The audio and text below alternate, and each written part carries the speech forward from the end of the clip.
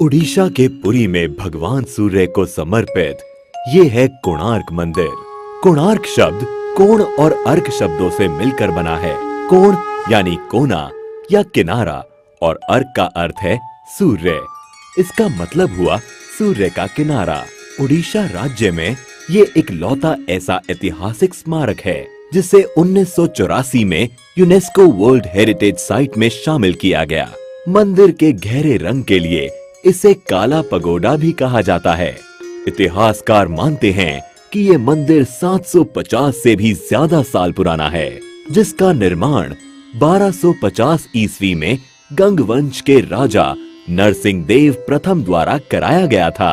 अबुल फजल ने आईने अकबरी में लिखा है कि राजा नरसिंह देव ने 12 सालों के पूरे राजस्व को मंदिर के निर्माण में ही लगा दिया था। इस मंदिर को पूर्व दिशा की ओर ऐसे बनाया गया है कि सूरज की पहली किरण सीधे मंदिर के प्रवेश पर ही गिरती है। कलिंग शैली में निर्मित इस मंदिर की संरचना रथ के आकार की है। इस रथ में कुल 12 जोड़ी पहिए हैं। एक पहिए का डायामीटर लगभग 3 मीटर का है। ये पहिए मंदिर के मुख्य आकर्षण का केंद्र हैं, क्योंकि ये पहिए घड़ी की तरह समय बताने का काम करते हैं। इसलिए इन पहियों को धूप घड़ी भी कहा जाता है। इन पहियों को आप इंडियन करेंसीज पर भी देख सकते हैं। इसके साथ ही इस रथ में 7 घोड़े भी हैं, जिनको सप्ताह के 7 दिनों का प्रतीक माना जाता है। प्रवेश द्वार पर एक और चीज है जो सबका ध्यान आकर्षित करती है, और वो है द्वार के दोनों तरफ बनी ये मूर्तियां। इन मूर्तियों में सिंह के नीचे हाथी है और हाथी के नीचे मानव शरीर है। इन मूर्तियों के जरिए मानव जीवन की समस्याओं को अनोखे तरीके से पेश किया गया है। यहाँ सिंह गर्व का प्रतीक है, जबकि हाथी संपत्ति का। यहाँ ये बताने की कोशिश की गई है कि गर्व और संपत्ति मानव का विनाश कर देते हैं। माना जाता है कि मंदिर का निर्माण समुद्र के किनारे किया गया था, लेकिन पिछली 8 शताब्दियों में समुद्र से इसकी दूरी बढ़ती चली गई। कहा जाता है इसके लगभग 2 किलोमीटर उत्तर में चंद्रभागा नाम की नदी भी बहा करती थी, जो अब विलुप्त हो गई है।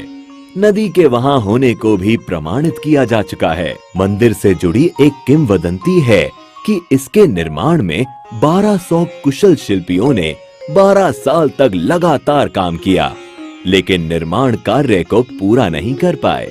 मुख्य आर्किटेक्ट बिसु मोहराना के बेटे धर्मपदा ने मंदिर के निर्माण को पूरा किया, लेकिन मंदिर के पूरा होने पर उसने चंद्रभागा नदी में कूदकर जान दे दी।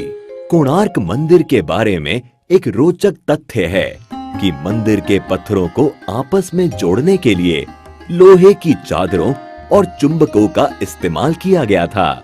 साथ ही मुख्य मंदिर की चोटी में 52 टन चुंबकीय लोहे को भी लगाया गया था। इन विविध चुंबकों के अनोखे समायोजन के कारण से ही मंदिर में भगवान सूर्य की मूर्ति हवा में झूलती थी। बताया जाता है कि पुर्तगाली नाविकों ने इस चुंबक को मंदिर से निकाल लिया, क्योंकि इस चुंबक के कारण नौका चालन में कठिनाई होती थी। इस मंदिर के बारे में रविंद्रनाथ टैगोर ने कहा था, Here the language of stone surpasses the language of man। यहाँ आने के बाद ये कथन एकदम सही लगता है।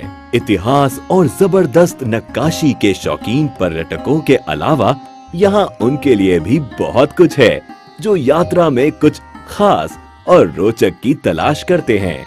साथ ही आप चाहें तो यहाँ होने वाले कोणार्क डांस फेस्टिवल का भी लुत्फ दिसंबर के महीने में आकर उठा सकते हैं।